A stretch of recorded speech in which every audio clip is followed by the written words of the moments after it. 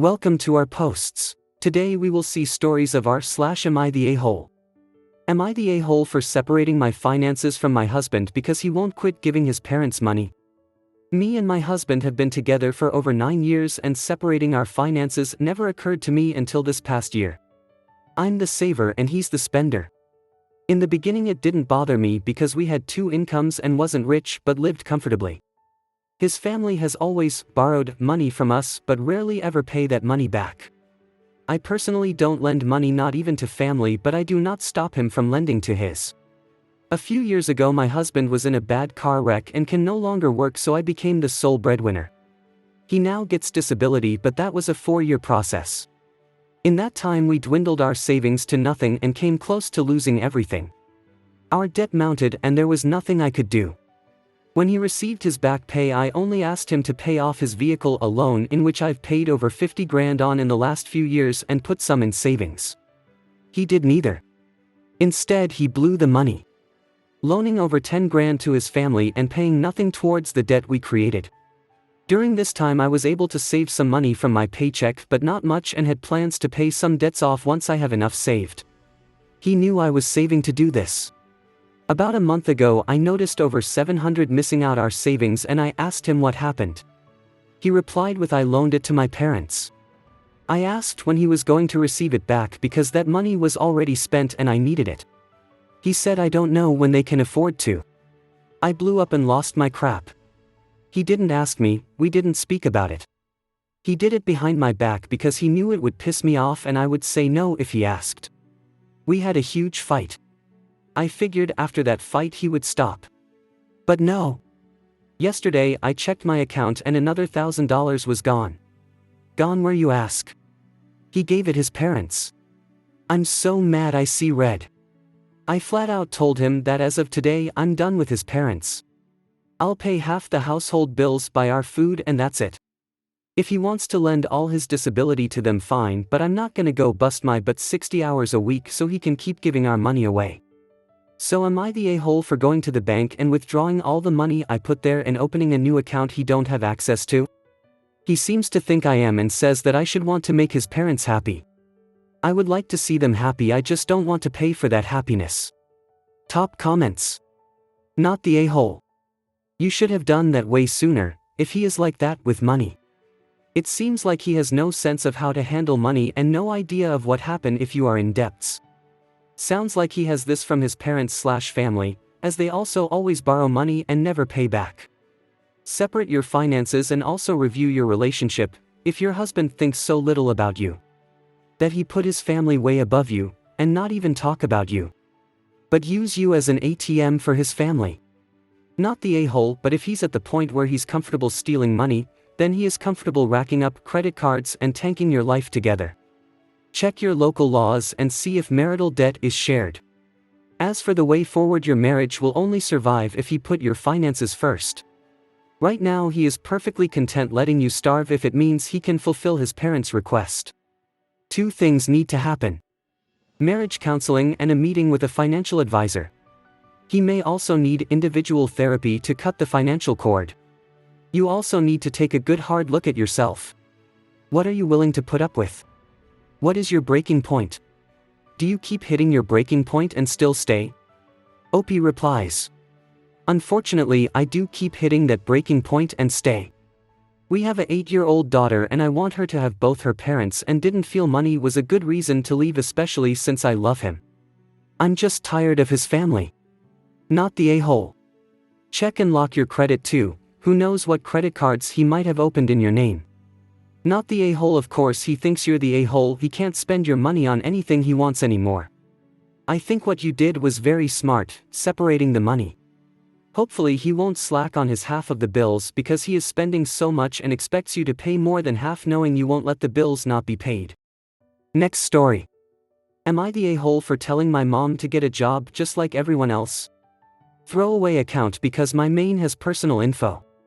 My 34F mother, 59F, has not worked for the last 30 years. When we were little, Dad worked and she was a som. She refused to work even when we were older. I remember my parents fighting about it. After their divorce, Mom remarried almost instantly and relied on her, much older, husband, who died last year leaving everything for his adult kids and almost nothing for her. After the death of her second husband, Mom moved in with my brother and his wife. She was supposed to look after their kids while they work. This didn't work out and they are kicking her out, which is totally my mom's fault. I told her multiple times this would happen if she continued to act like she did. She was extremely mean to sister-in-law, tried to run their household, acted like the queen, refused to watch the kids full-time, which was their original agreement. She only watched them like half-day twice a week, and when she did she neglected them like not changing a poopy diaper for God knows how long because she was hoping sister-in-law would be back soon and do it, which resulted in baby getting a very nasty rash, etc. etc. Now she wants to move in with me.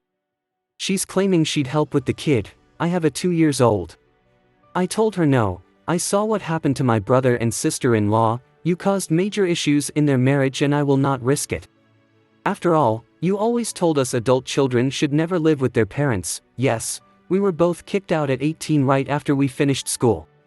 She started crying and saying she doesn't have anywhere to go. She has until the end of the month to leave my brother's house.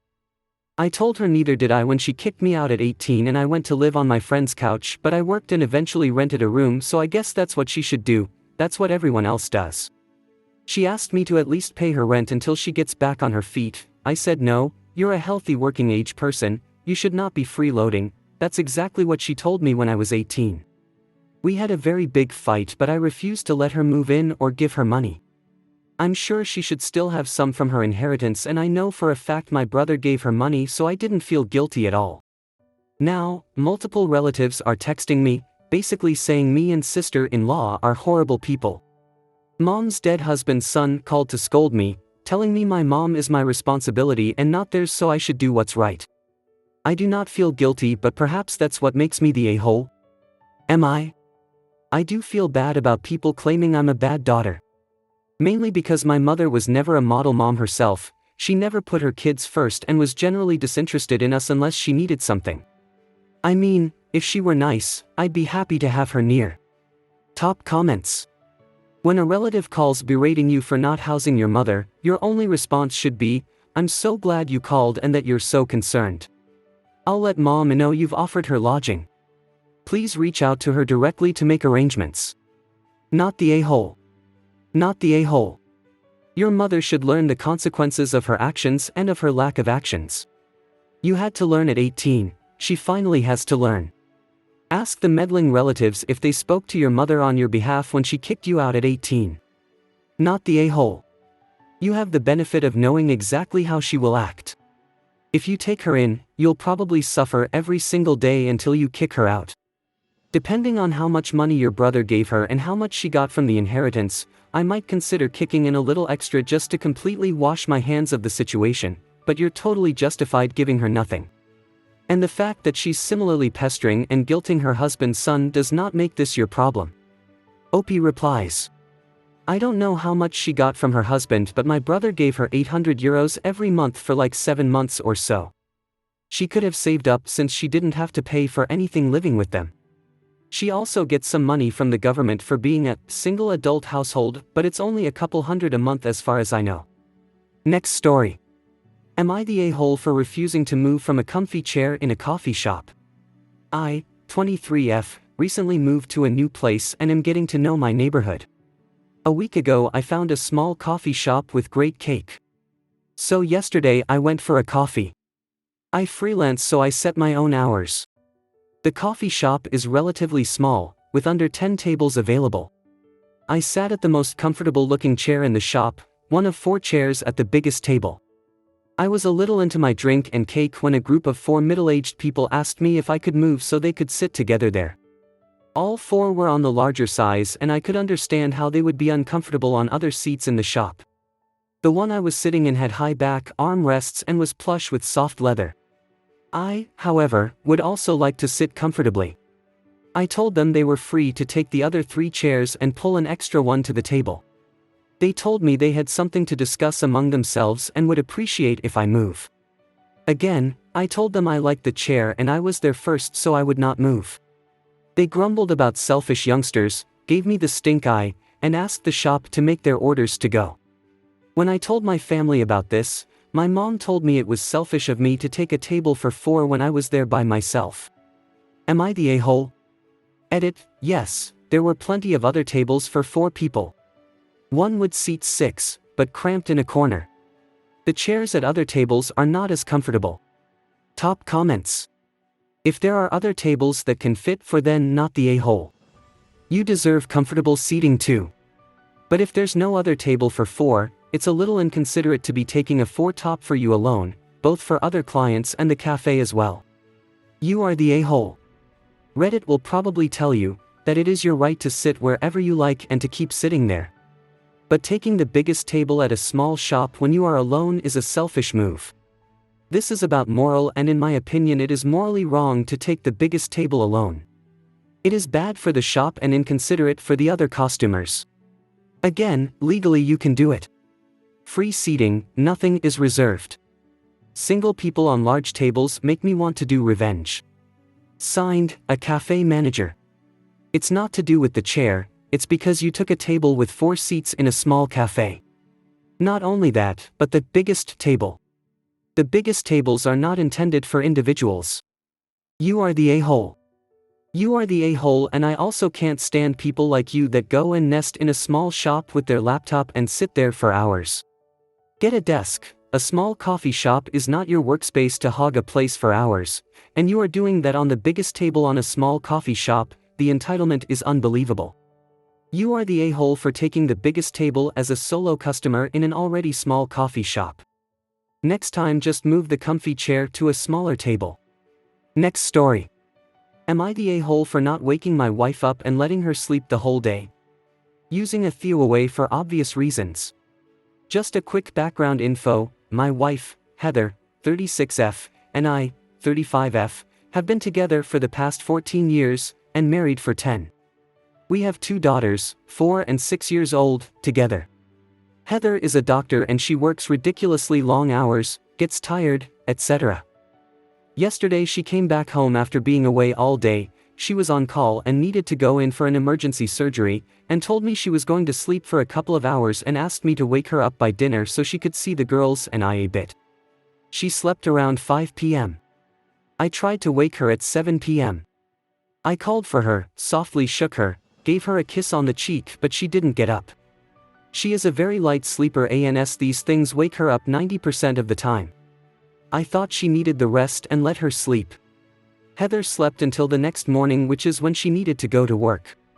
Heather was very upset the following morning, saying I should have woken her up, and that I had caused her to miss an entire day of family time. I explained that she didn't get up and she said I just should have tried harder to wake her. I get that she wants to be present in our family, and she is, and she wants our kids to see both their moms, but I just wanted to let her get some much needed sleep to help her be well rested for the next day. Was I genuinely the a-hole? Top comments. This is tough, but I'll go against the grain and say no a-hole here. If you've called to someone and then shake them but they aren't waking up, they probably need the rest. That said, she's understandably unhappy when she wanted to spend quality family time with you and the kids. No a-hole here. She's upset she didn't get to spend time with her family, and that's reasonable. Being under the impression she must need more sleep when you couldn't get her up is also reasonable. Someone who is half dead from exhaustion isn't at their best for either their family or their patients. Some of you are the a-holes. She tried to wake her wife up. Wife was so out that she didn't wake up to what would normally wake someone up who wasn't all out exhausted. If she would have violently shaken her awake like the house was on fire and you're but needs to get up, that would have probably been a problem too. Everyone has a cell phone these days. She should have set an alarm and gotten herself up, as she is an adult and not a child. Also, she's a surgeon. She has a responsibility to her patients to be properly rested so she doesn't F up and kill someone because she's overly tired. Your wife is a doctor. Don't ask us, ask her. If she had a patient who had worked as hard as she had, wanted to lay down for a couple of hours, but wouldn't wake up when prodded and slept all the way till morning, what would our wife say? Because I'm betting she would tell that patient that they clearly needed to sleep. Medis, curati ipsum.